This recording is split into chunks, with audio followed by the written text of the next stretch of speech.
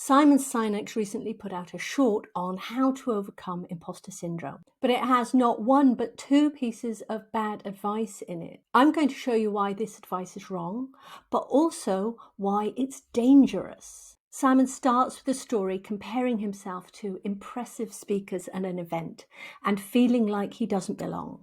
I didn't have to prove that I was worthy of being there, and I didn't have to posture because someone else has already decided that I can be on the stage. People open doors for you, and other people said, yes, do you belong? And it's trust that they know what they're doing. His advice is to trust that other people see you for your true value and believe them. If you have imposter syndrome, you're going to find believing other people's good opinion of you really hard, because imposter syndrome is believing that despite all your success and despite what everyone else says, you feel that you're not quite good enough. So it doesn't matter how much good feedback you have, how great your reviews are, or who chooses you to speak at a conference. You simply don't believe that feedback. Instead, you think that you've somehow managed to fool everyone into thinking you're better than you are, and at any moment they're going to find you out.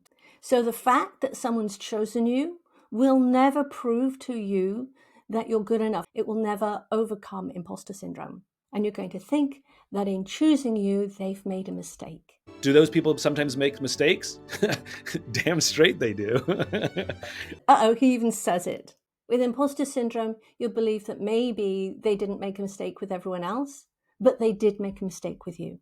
So other people's good opinion of you will never be enough to prove to you that you're good enough, and it will never be enough to overcome imposter syndrome. How do I know this? I'm Tara Halliday, specialist imposter syndrome coach. I've published 2 best-selling books about imposter syndrome, and I've interviewed over 700 executives one-to-one about their imposter syndrome.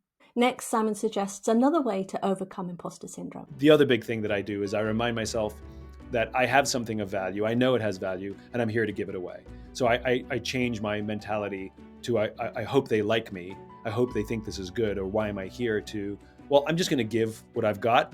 This is called reframing, where you're looking at something from another point of view, and it's a mindset technique. Now, this is useful to distract you from nerves ahead of a talk. It's not a bad thing to do, but it doesn't do anything about imposter syndrome. The cause of imposter syndrome is a deep-seated unconscious belief that your worth depends on what you do. Now, this belief can be changed, but it takes a very specific process to do that. And a mindset technique like this does not change a belief. So it doesn't overcome imposter syndrome, which is why it's bad advice.